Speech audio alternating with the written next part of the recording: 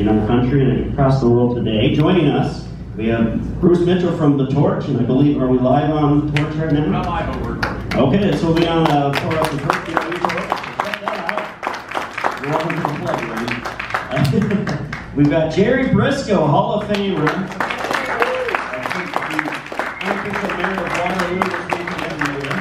And I love Jerry. He spends so much time still checking out the young talent across the country today. He hosted an evaluation yesterday where athletes from all over the country got to come and perform essentially a TV-linked match for you. And then he went in like a college professor and broke it down with him for a couple of hours. So just a really tremendous thing that Jerry does every year for us. So thank you, Jerry, for all of that.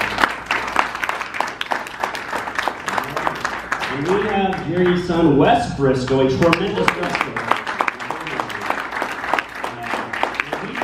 There's a really neat dynamic to this, and that he actually travels across the world wrestling independently right now. And then one of the top talents in our area of the country, James Jeffries. He brings a cool dynamic in that he travels. I mean, we've been to every corner of the state, I think, possibly every small town or fair there is, James. And then he also travels throughout the Midwest, but he gets sort of more of that kind of local indie approach. So we got a lot of great viewpoints about this crazy world of independent professional wrestling. So one thing I noticed right off is Bruce is wearing the CWF Mid-Atlantic t-shirt, and they are an excellent independent promotion out of the North Carolina area, correct? Yes. Yes, and if you've ever seen they do a weekly TV show on YouTube.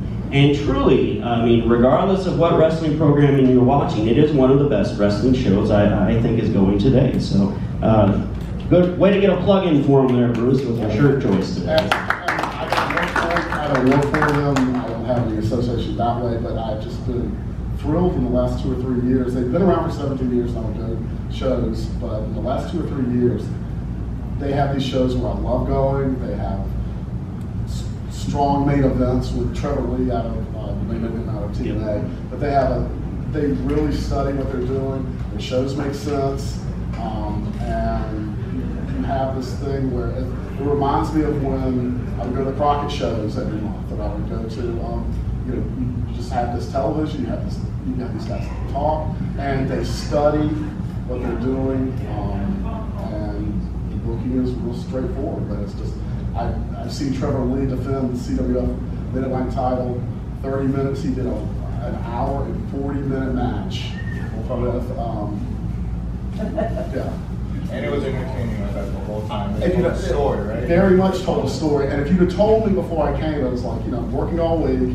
I want to go to this, and I want to learn from it, but I also want to be entertained and all that. And you said you're going to see an hour and 40-minute match. I would have said, oh my God. And I remember about 55 minutes going, this is great, this is really good, and I hope they just keep going. Sure enough, they did. But and it's starting to be where talent is hearing, this is a good place to showcase yourself. So last night, the Kentucky gentleman, Chuck Taylor, I'm looking up. He won his match, and I was really looking forward to seeing him. And I thought, I've seen him in the CWF Mid-Atlantic in Gibsonville, North Carolina, and it's just, it looks like the old WRAL television studio. It's kind of a cross of that small venue, but with the flags on the wall. And the flags on the wall, and I'm looking up with you guys and with Impact Pro, and up on the big screen, there it is. And so that technology, there's that chance to cross-promote and connect and learn who's wrestling, learn who's hot, and then there are people now that are following this, that are fans that are getting on the road and going, I see these guys I love watching. We've got PWG in California, but it's becoming a place for people to hone their wares, and it's as far as independent wrestling goes, the quality of it has just gotten so much better, and it's so cool to see. What's so neat about this, even beyond the panel, is we've got some of the great promoters of the country, and the crowd. Tori Peterson's here, and then it's great to see the guys from AAW here. If you've never seen AAW, they put on some of the most fun wrestling shows today, bar none. Absolutely incredible talent. So thank you guys all for coming out today. All right, so this is going to be a very free-flowing discussion. So anytime any of you have a question for any of us, be sure to raise your hand, and I'll either try to repeat your question back on the microphone or what have you. Yes? How important would you say over the last few years has social media been in terms of like promoting and like informing people of independent professional wrestling, both good shows and probably the lesser shows that are out there? Well, I think even with the WWE streaming network, where you can see the match that you heard about on social media. Someone will say an NXT match is great, or what's going on right now in New Japan G1. It would be, I was pretty plugged in 20 years ago, but I would wait 3 weeks before I got my VCR tape in the mail to watch that. Now you can see it immediately. You can seek it out. It's pretty easy to do. It's either $9 or $10 or nothing. You just go and find it. So that really helps. And then there's people that are saying, watch this match, watch this guy, and just human nature is that that's how popularity grows. But that communication is so much faster for fans, and then for wrestlers, just okay, this guy's good. I can study him and incorporate what I have styles from all over the world and get there. And then the other thing I just think is tremendous is the Young Bucks, the Hardys, Joey Ryan. Anyway, they all have figured out a niche that helps them. And it might be Joey Ryan's niche, if you know what Joey Ryan's niche is, but they figured out a way to get booked. They figured out a way to like have a gimmick that they can sell merchandise with, and they can fit in this niche over here. And it's not just as important as Major League WWE wrestling is. It's not just that. There's more opportunities now if you don't fit into WWE and the time and place isn't right for you there. I think that's really important. There's a guy at CWF. I have a T-shirt from him, but name is Stevie Fox, and he's not the best, smoothest worker in the ring. He just they're bringing him along, but he's got a badass look. He's got the hip hop black guy, about 35 years old, but he lives in Chapel Hill, North Carolina, and he's been able to. They started running there, and 400 tickets. He will go and sell 300. Like he is known around, and that's my home, but Chapel Hill, Durham. It's like he's known around there. And then when you go to a show that he's at, there are women there to see him. And like anytime I see that, I'm like, there is something to that. So he's hustling. He's got his T-shirts. He's got his stuff. So that grassroots hustle is really, and social media you can use that for. Yeah, well, social media too, it helps out a lot because you're able to interact with the fans, and you're actually able to talk with them, and then they can actually follow your life, and you become more than a fan, you become connected with them. And then when you build that connection, that bond, you actually want to see, where's this guy performing next, or how can I see him? And then for the wrestler, it's easier for me to be able to promote where I'm going, and everyone can easily see it. Then, if the promoter happens to not promote it the right way, I can use my social media and help promote it, where people are like, oh, now I know you're actually going to be there. Compared to like sometimes you just see a flyer like, sometimes you don't trust it or not. The card's always subject to change, ain't that right, Dad? But social media has really helped out. And two, if you're just a young wrestler, you can build your own brand.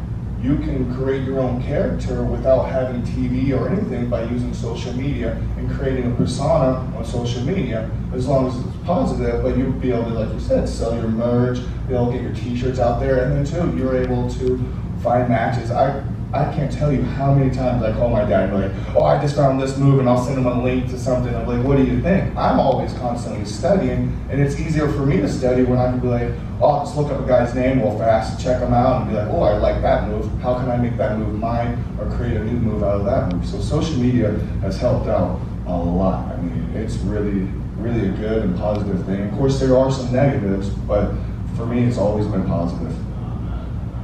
Yeah, I mean, I'd agree with everything you say. I mean, it's just great for getting the word out, and I think it does nothing but help a lot of us. Especially like starting out and being young, getting into it. It's a really helpful avenue to get you out there. So it's been awesome. And let's stop the bullying on social media. No, seriously, no, that's no joke. Like, that's something that needs to be addressed. I think we should really take a look at social media and stop bullying people. I really think it doesn't do anybody good. You know, I think it's time for everyone to love each other. We're in a bad time right now, and let's make America good. Let's stop the bullying.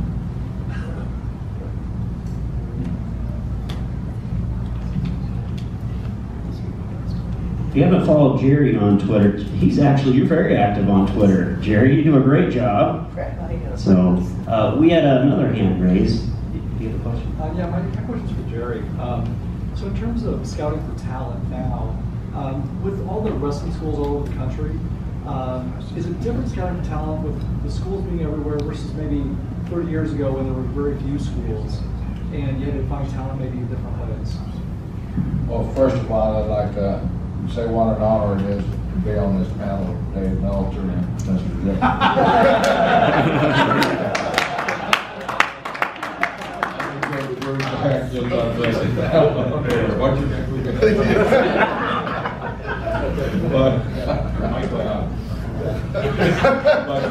A great question. I just think that there's so many out there, and we live in such a wonderful age, and I'm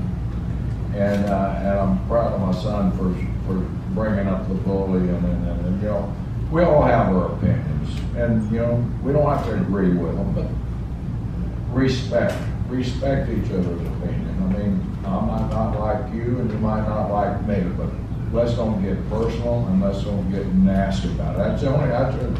There's only two ways I'll block somebody. You can criticize me or criticize my son any way you want to, but when you go get personal and start using foul language, that's the only time I block anybody. I mean, I pride myself. I try to do a good job. I'm 71 years old and I'm playing around on Twitter. I enjoyed my friends that I made. I made some friends on Twitter that I never thought I'd have in my life. And Bruce is one of them. I've known Bruce for a while now, and I just like to play around. Well, I like to be a bully. I like to be a bully. I go back with him to the Eastern States Championship. How much easier now is it to be able to scout talent and find the younger talent out there compared to how it was back in, let's say, 20 years ago? How do you feel is different than picking talent now? Is it easier? Is it harder? Or are you able to get more?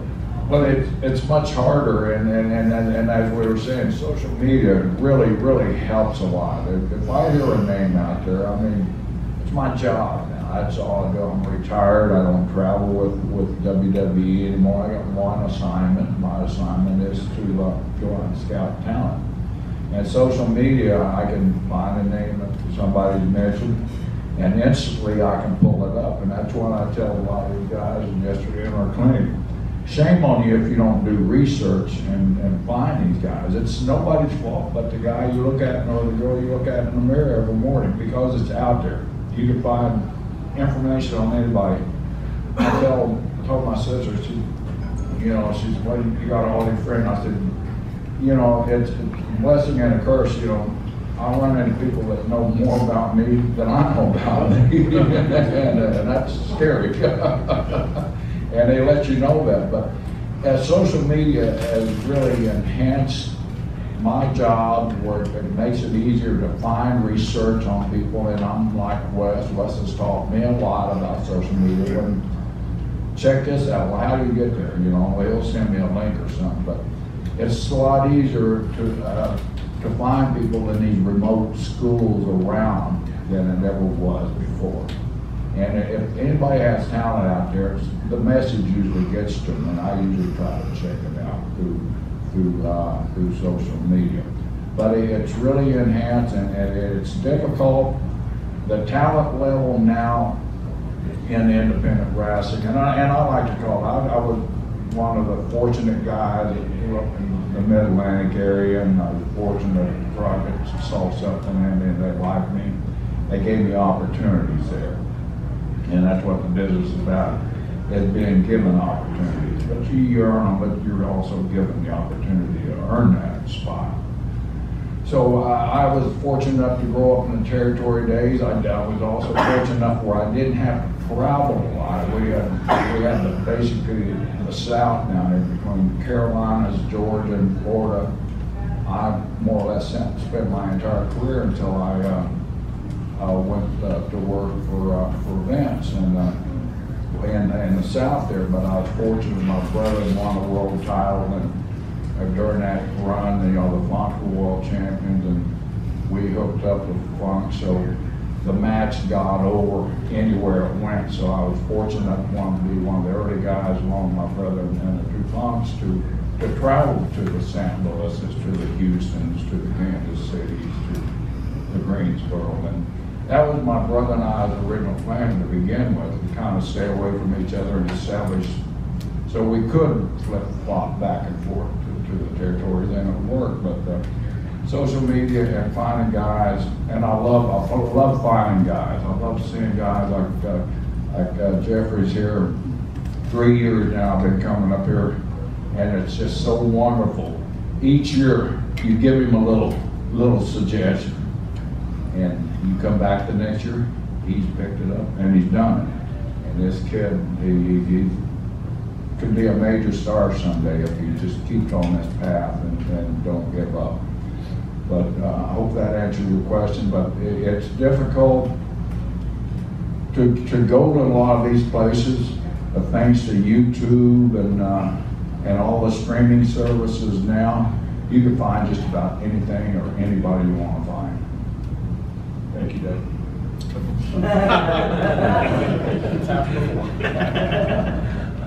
All right, yes. My question is for Jerry as well. Having been through the territory days and now dealing with a lot of independent wrestling scene, how do you think it mirrors the old territory days, or how do you think it's completely different? Good question, and I like to say the independent promoters now today are the territory, because they all run usually more than one town, and they're not as widespread, especially in the Carolinas. We worked one night with in Charlotte, the next night Richmond, and the next night Savannah, Georgia, or something like that. It's brutal travel in the old territory days, but that's what you come up on, and you didn't think anything about it there. So the independent guys today, to me, are the new territorial guys. And there's outstanding independent promoters. One didn't here today, or wasn't in here, he probably left, probably went to his hairstylist.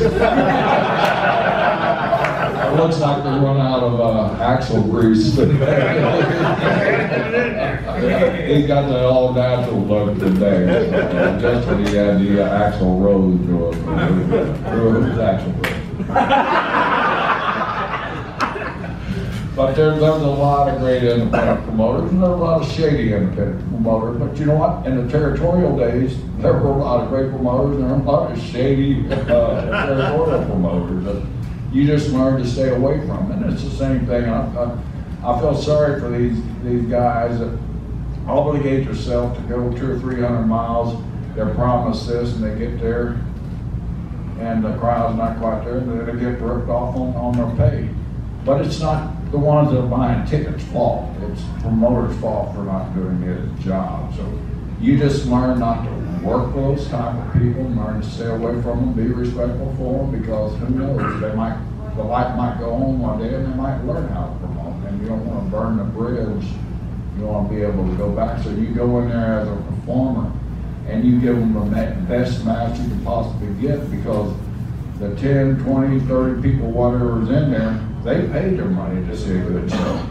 They don't care if there's 3,000 people in there. All they want to be is to get their money's worth and be entertained by those young men and women in the ring. And that's where I give props to guys like sitting on this panel that go in there and bust their ass, whether there's 5 people in the ring. I always show them, whether there's 1 or 2 in there, or 2 or 3,000. Go in there and work like it's 15,000. Just one of the things I noticed is different though, is that for the promotions that are making money, that are doing month to month, not only they're running wrestling shows in different towns, and the territory isn't as big, and they're not, WWE is the major league. They're not seen all the time, but not only they're running shows, they might have a training camp, and CWF has sent No Way Jose and some other folks, and so they have a training camp where you get trained, and so they're making money off of that, and they can use their trainings in the show, and it gives them hope. Like, you can climb the ladder here and get your name out a little bit, and then they do birthday parties. They do, I'm sure they do divorce parties. They,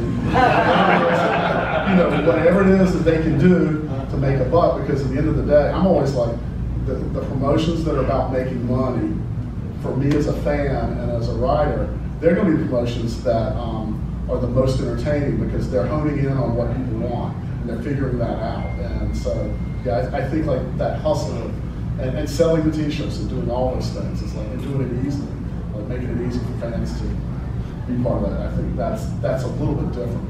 And also too, with them getting all their own DVDs and having all the rights to their own DVDs, and that actually, they make a lot of money. Like PWG makes a lot of their money off of their DVD sales. So, there's so many different outlooks. And just, I would say, what would be different from the territorial days is that the promotions now are, it's all social media. It's crazy, it always goes back to social media. Back in the territory days, it was more newspapers, you would hear about it and you would have to drive. Now it's social media where you can find these shows everywhere. I mean, there's probably a show in everybody's town, an independent show in everyone's town, and these guys are out there giving it all. So it's different, but yet it's still the same, because there are territories, but they're just different promotions, and you're able to work with different promotions, kind of like back in the old days. So I think it's kind of the same. It's just social media is what makes it a little bit different, because you just have that avenue of being able to check anyone out, anywhere, any place, anyhow. I old school, but what we did back in the old days, if social media would have been around, there probably would have been a lot fewer wrestlers in the business than there are now, because the code of conduct is totally different life on the road back in our day than it is now. And also in the ring work. Okay, I'm working with Bruce in Richmond tonight, and then we're going 150 miles down the road. We're working again the next night, and we're going to do the same thing. We get lazy, and that's where I kind of prided myself that I always wanted to change things up, even though there were maybe a handful of fans that would go to both towns, but we'd never want to work the same finish in the town. And a lot of guys and a lot of us will get lazy and work the same finish. Now with social media, I mean, boom, you work the finish in Richmond, then we go over to Norfolk and do that. Well, hell, that's what they do. They don't want to come and sit. Do you think that, like, as you were saying, had social media been around, do you think that would have also been more motivation for, like, the promoters to, like, have, like, a new person to be the challenge? Or, like, if you had, like, the NWA champion come down, he's facing this one guy in this one territory, and how more or less the next time he'd probably be facing the same guy. But had social media been around, do you think it would give more credibility? Different opponents and stuff? Yeah, exactly. Most likely it would, but the promoters were like promoters are now. They wanted to make money, so they're going to put their best guy in against the champion, no matter who might deserve the shot in the next town. If he's not drawn like you're drawn, you're going to be the guy that works with him in both towns, because you're the guy that's going to draw money. Where the gentleman sitting next to you might not be able to draw in one town, but he draw in the next town. That would work on that occasion. So it all depends on the talent level, and I don't think social media would have changed the promoter's mind as much as the dollar sign would have changed the promoter's mind.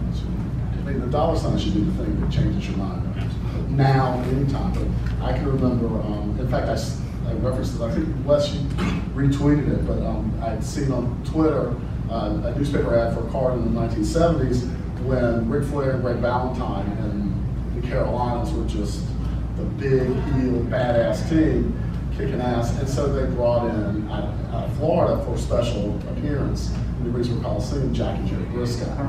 And so there was that mixing and matching of communication between the major territories. And so sometimes the big arenas would get a different show and get a different thing. The small arenas would get, you know, I'll say this, if Jimmy Valiant and whatever he was doing was drawing in the rural smaller arenas, then they'd send him there. So it was, yeah, money was where it followed all of that. So that was, yeah.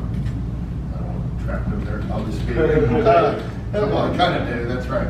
I wanted to ask a little bit about like the creative side of the independent wrestling. I know Wes mentioned the CWF show that's on YouTube.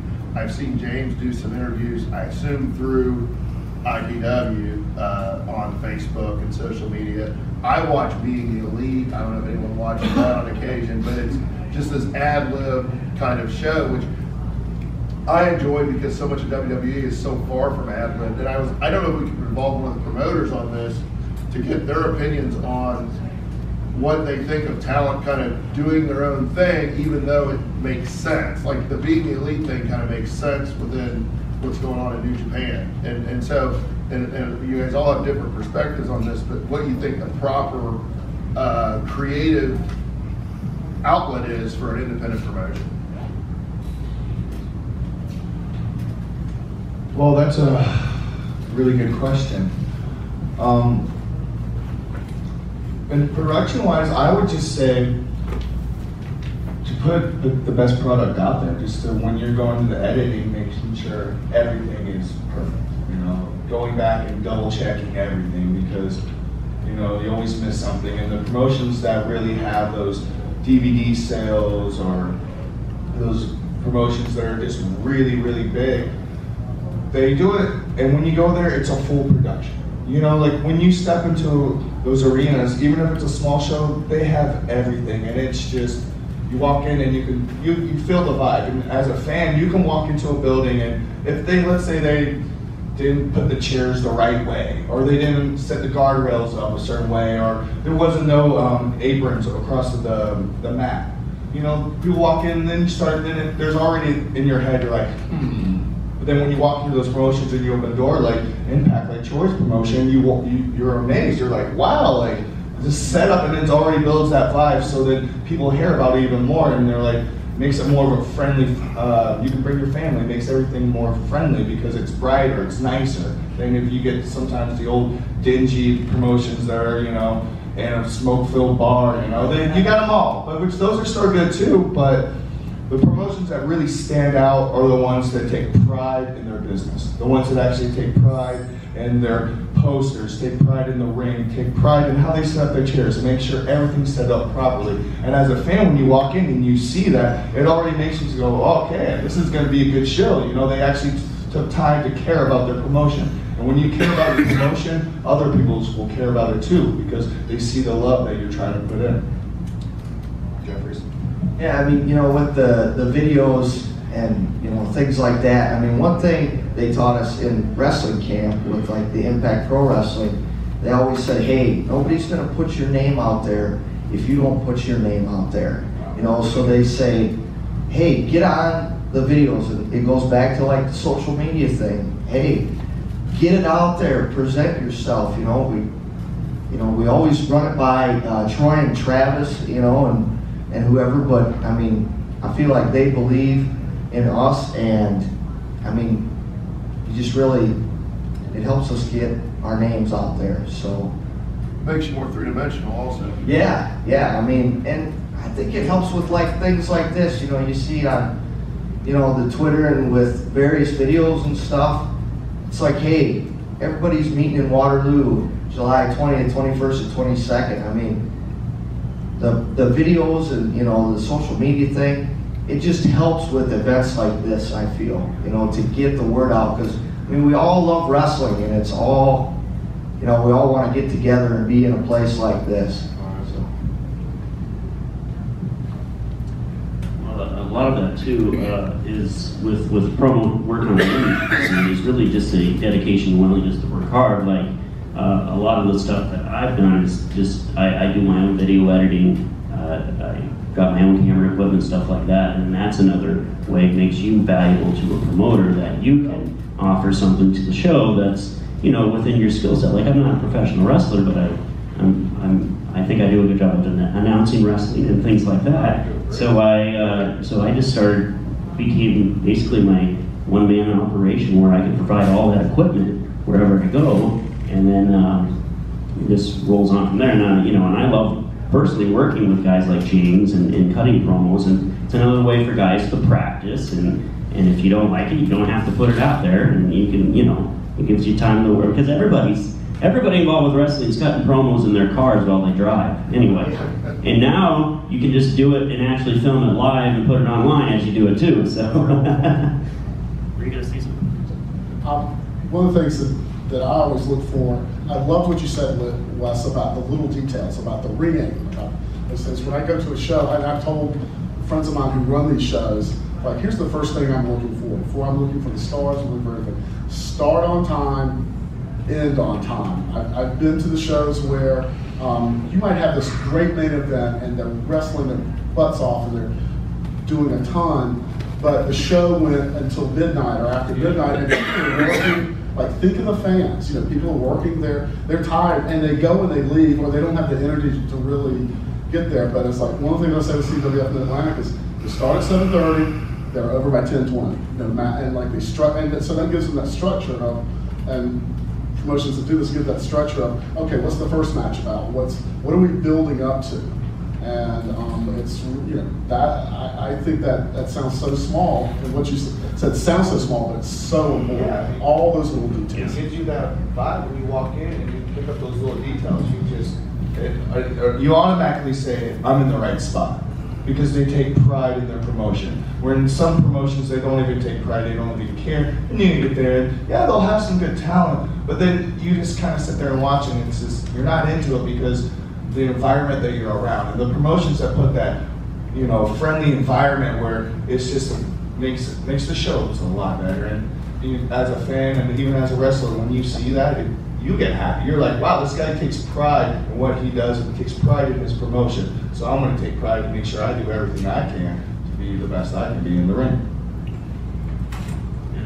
And so much that makes a huge difference in your return draw with, you know, a lot of the people coming to the indie shows are not wrestling fans. They might be coming with their friend who's a wrestling fan. They might be a girlfriend, a spouse, what have you, or they're just going with their children. But if they see a real professional setup, that's going to stand out more than if they see just a real haphazard ring. They'll be like, what's this small town stuff we're going to here? So that makes a huge difference. Or even the chairs being set up, and people are like, where do I sit? I don't know where am I Yep. supposed to go. It's just little details that are small things make the promotions stick Taking out. care of the little details, you're taking care of the good details. All right. So Bruce and Jerry both mentioned, about the territory days and being a draw and attraction and things like that. There's been a very obvious evolution of style on the indies, and there are certain individuals that are draws, which has resulted in a very big conversation about some people of the opinion that what they are doing is wrong. How they are doing it is wrong. And every independent wrestler is trying to get their name out there and get noticed. Where do you see that line and how the style has to be allowed to change to what people know of it, to know what independent wrestling is now, or to just sort of stay where it should stay where it was? Well, the Rip Roger, I found it humorous myself. I know Rip, and I know he's, and he means well. But we all had our style. Do I get along with?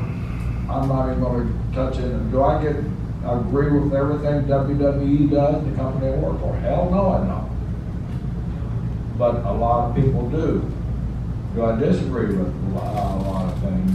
Yeah. And do I disagree with a lot of things I see on the independent circuit, like some of the names that you mentioned in the beginning of making a brand for itself?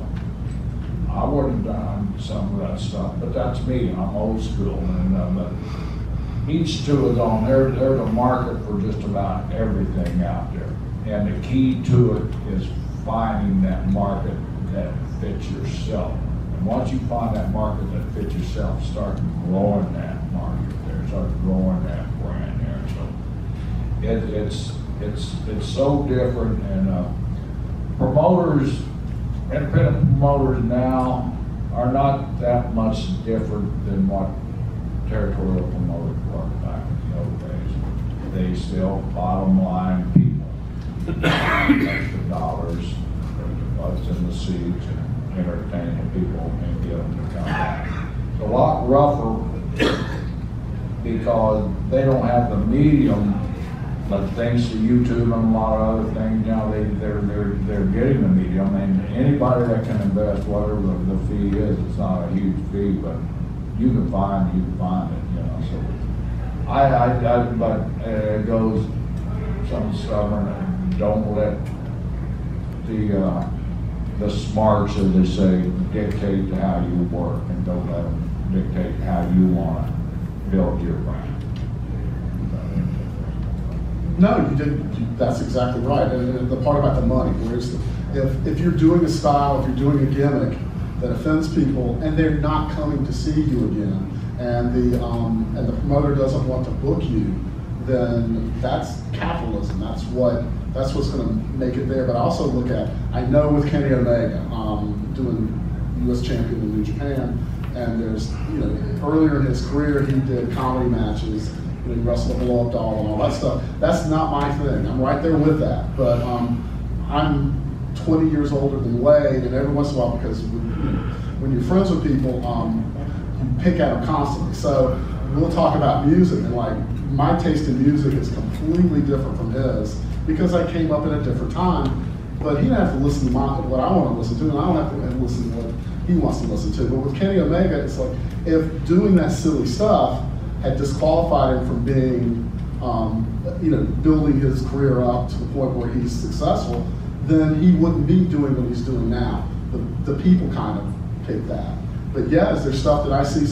There's stuff I see sometimes that I think, ugh. And there's also stuff that I think it works short term, but it can mess you up long term. Joey Ryan, I mean, God bless him, but he's going to be known for the rest of his life as a wrestler for that spot, and it's going to be hard for him. Yeah, exactly. But okay, you also got to look too. It's a different age now. It's a different time because you got to think. What did Rikishi do?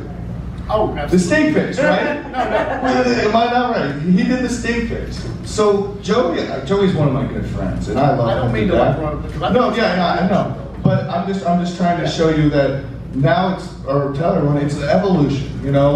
That spot's not always going to work, but Rikishi did the stink face. Now Joey's doing his. Okay, and what's Rikishi known for? The stink face. Yeah. So yes. What's Joey gonna be? Yes, but what I'm saying though, it's an evolution. Joey is just evolution. That's it, and he's running with it, and he's making good money from it. And to people say, oh, back in the old days that wouldn't happen. There was stuff like that.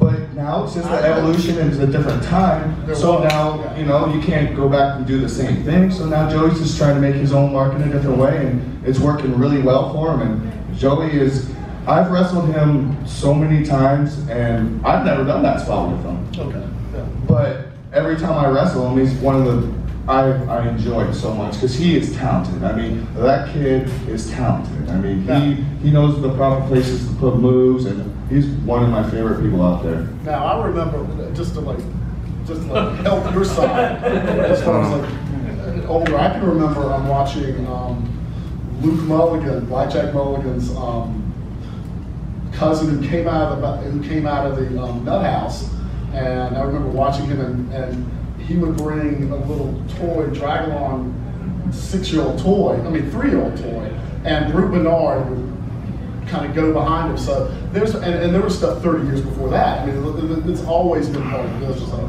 Ricky Starr, there's always been stuff that's like goofy parts of the business. And again, did it work? Did it get over? Should Joey have done that? I always think of Val Venus. I always thought that was a talented guy, kind of got stuck in a very specific kind of thing. But Joey Ryan's made money off of this. Oh yeah, he's doing really good. Yeah. But bottom line, would you take your 7-year-old daughter to watch Joey Ryan's. Well, but he doesn't perform in those types of shows. Yeah. Those show, and the But reason why he there's gets seen is nothing because of social media. He doesn't do that type of shows. He does more bar shows and more different type of shows. But because of social media, everyone sees him and they're like, oh, you know. But that show that he does it on are usually bar shows, late shows, serve alcohol, and there's. But bottom line, people want to see it. You know, there's a degree of people that want to see that, and the right location is the place to do it. But like a regular show, no. I agree with you. One thing I want to address real quick too, and I know this is from personal experience, is actually, I think, a very much a misconception that the wrestlers of Jerry's generation absolutely hate some of the styles of the wrestlers now. First and foremost, before anything, everybody's a wrestling fan. They grew up wrestling fans, and wrestling's built on being just a tremendous spectacle. And they have, I encourage you to go, these legends today, go up and talk to them about some of your favorite modern wrestlers, and there's a good chance they themselves are actually fans of the same guy. You know, the moves are a lot flashier, and they might have some critiques about some of the placement of some of the things, but bottom line is they're very impressed with the athleticism and the overall shows and the quality of wrestling that we have going in the modern day. I know you were mentioning something about Rikishi being known as the stink face guy, but could you also say a similar thing to X-Pac for being known as the dude for the Bronco Buster and all the Generation X when he had so many great matches as the 1-2-3 Kid and some matches as 6 in WCW. Yeah, well, he's always going to be remembered as Generation X. I mean, at that time, that group was the hottest group ever. And I was a big fan of him as 1-2-3 Kid. I've always followed his career, but when he was in Generation X, that was when he stood out. That was when he honed his skills, and that was him. And he's known for everything, even the sucking, but he's known for he's a phenomenal worker. X-Pac is one of my good friends and a great dude, and check out his podcast. It's a really, really good podcast. I always Kid West, you know, steal stuff, watch video and steal stuff, but make it your own. So I want to say this, first of all, and you people that remember me about 15 years ago, Joey Ryan's not the first one to do a crotch shot. Shine on nationwide TV, grabbed me and Pat Patterson by the crotch. I'm the pioneer of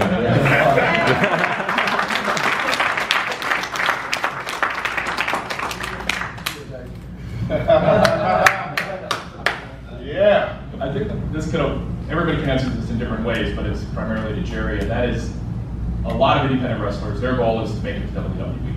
Not everybody, but the vast majority have that in mind. Are there things on the indie scene that they should not be doing or doing to assure that the footage that Vince sees, or the people who are scouting for Vince like you, you can take it to Vince and he's going to not go, not that guy.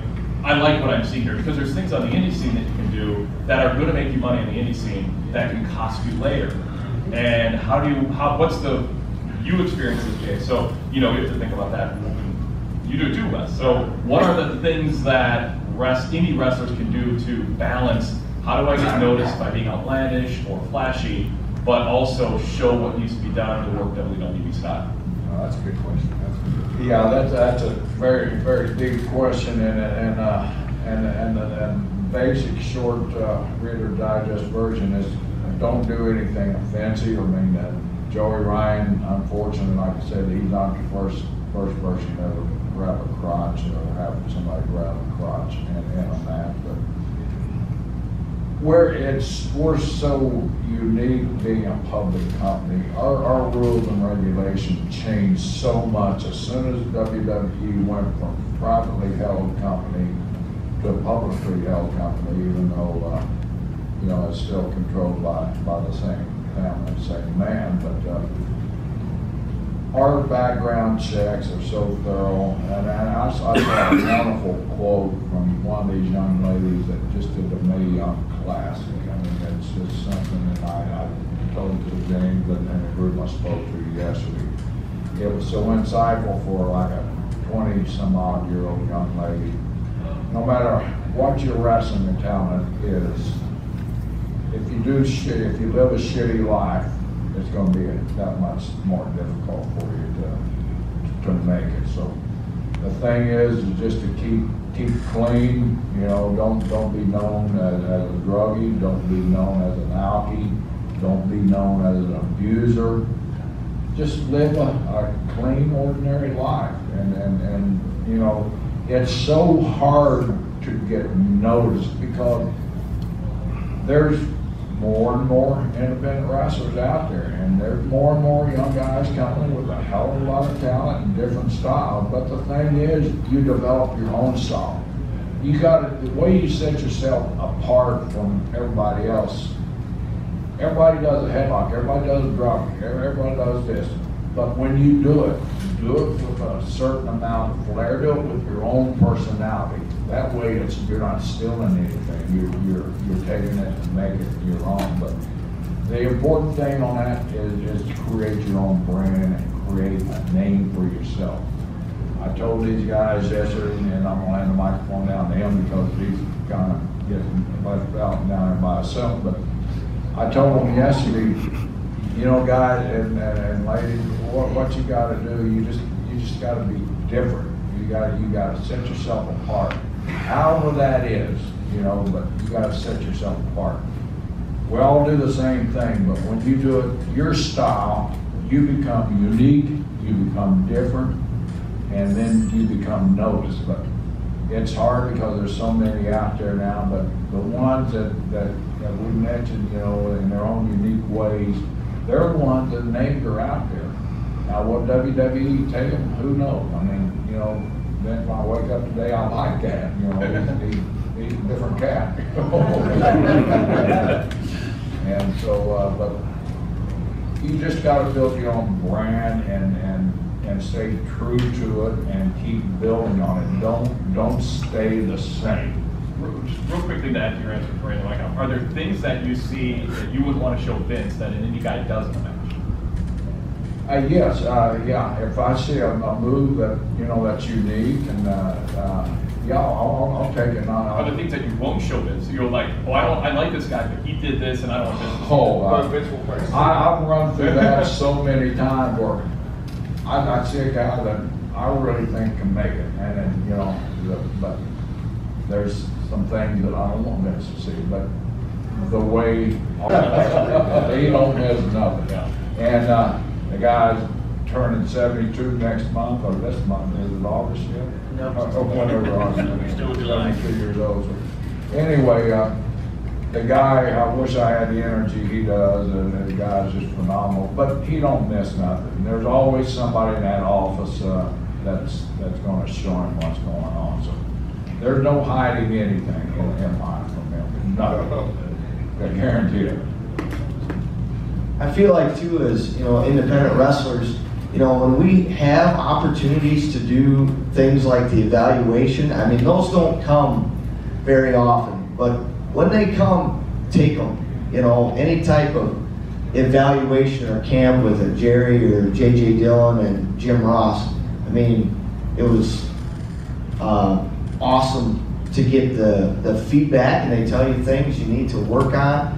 I mean, I think any opportunities like that come along, take them. Take the good camps. And we don't tell you good stuff, we just tell you bad stuff. Yeah, they tell you good things that you did well, and they tell you things that you need to work on, and they're all very honest with you. But they, give you the positives, and gives you the things that you need to work on as well. So, I mean, it was such a great opportunity to be a part of that yesterday, and I had a blast with that. I just wanted to say that. I want to kind of go inside. Go ahead and hold the mic. You guys, as far as inside the locker room. So you, as a regional independent wrestler, you have a well-known other independent wrestler come in. Do you look at that as far as this is something I can gain experience from, and he also is going to make more people come out, so it's more money for me or the card? Oh, and on that same token, when you come into a locker room, you're now kind of a stranger to most of these guys. Is there some resentment because you're taking a top spot on the card, or is there the camaraderie that you've gone through some of the things they have? Kind of give me the feel of the atmosphere. Well, for me, I treat everyone with the same respect that I would like to be treated. So I give everybody the time of day. When I come into the locker room, I make sure I shake everyone's hand. I make sure I introduce myself, and I'm a friendly guy, and I want to make the match. It's never really stepping on no one's toes in the form of that. You get more of a rivalry, I guess, would be people like on the same promotion wanting to maybe wrestle me than me like coming in and being like, oh, Wes is taking the spot. No, because it helps them draw, because I from all my followers on social media, and two, I always love wrestling with the new talent because you get to see who's out there, and I love helping guys. Like, that's my favorite thing, because I've had help, and some guys are not the nicest guys on me, and some guys won't give you their time of day. And I can remember times when I was in WWE developmental where there's guys that I did not like that wouldn't give me the time of day, and same in TNA. But there was also guys like Samoa Joe, Austin Aries, Devon Dudley that would take pride and let me ride with them and let me get the knowledge and share the stuff that, and I learned so much from Aries and Joe, but they saw that I was passionate. They saw that I wasn't just there because of my last name. They saw that I loved what I did, and I want to be the best that I could possibly be. And when other guys like me, and I see that talent, I've told Jeffrey this all the time, I can tell when someone's hungry, and I can tell when someone's, sorry, my language, bullshit. I can tell the two. You know, and the people that are genuine, I'll give everything I can. I'll help them out any way possible, because I've been that young struggling wrestler and I want to make it too. So I know that hunger. And if I can help someone else out, I'd love to. That's just, but in that way, I hope I answered your question though. Hey, you know, when you see guys like Wes, and then Brian Blair was in the back last night, come in, it's like, it's such a great opportunity to pick their brain. You know, hey, can you watch my match? Can you tell me what you like, what you did, you know? And those guys are always very respectful when they come in, and they're nice. And I feel like, you know, it's such a good bond with the boys in the back. I mean, we all want to see each other do well, you know? We want everybody in the back, you know, in the back to make it, you know, big time. So, I mean, it's great to have guys like Wes and Brian Blair and Jerry and so many of those guys come in the back, and they're always so giving with their time and so polite. So I hope I answered your question as well. That isn't just an issue with independent WWE. You don't think those guys have been working 362 days a year get upset when somebody comes to the WrestleMania and takes a money spot from them? The same thing. Back in my day, in the territory days, the same thing happened. Like Bruce said earlier, Rockets had this big tournament going on, and who they bring in? Jack and Jerry Briscoe from Florida. We're taking somebody's spot that had been in that territory, busting their ass, getting these other guys ready, and all of a sudden, here comes two guys from the outside. And so it was the same back then as it is same in the beginning of this when they used to bring Carl Gotch in somewhere. It hadn't, that part of it hadn't changed. Yes, there's animosity, but you know, it's how those people that they bring in treat the local talent. It all boils down to that. If you walk in as a professional, and like Wes, you know, we'd go around, hey, how you doing? You know, thanks for, you know, letting us come in, and show your peers the respect that you want to be treated with. But it's been the same since the history of this business, and that's one side of it. Some promoters got a chance to bring somebody in and draw money. Unfortunately, that local guy, he's going to get knocked out in the spot. But you know what? At the end of the day, he's going to make a little bit more money for it, too. More people will see. When I'm listening to Wes and Jerry, you talk about this stuff. I'm also a school teacher, and a lot of what you're talking about is character issues that I try to teach my students, we try to teach our students. It's a universal thing. Study your business. Be respectful of people. Treat people the way you want to be treated. Don't get involved in a whole bunch of stuff that's going to keep you away from your goals. That counts for a lot. I think if I see Mr. Simmons in the back, I think of Sam Mushin. I don't teach my students this exactly, but also save your lives for when you need them. That's something that he would say. And I was just struck by that. That's a different way of saying, you know, we're all human, but be honest.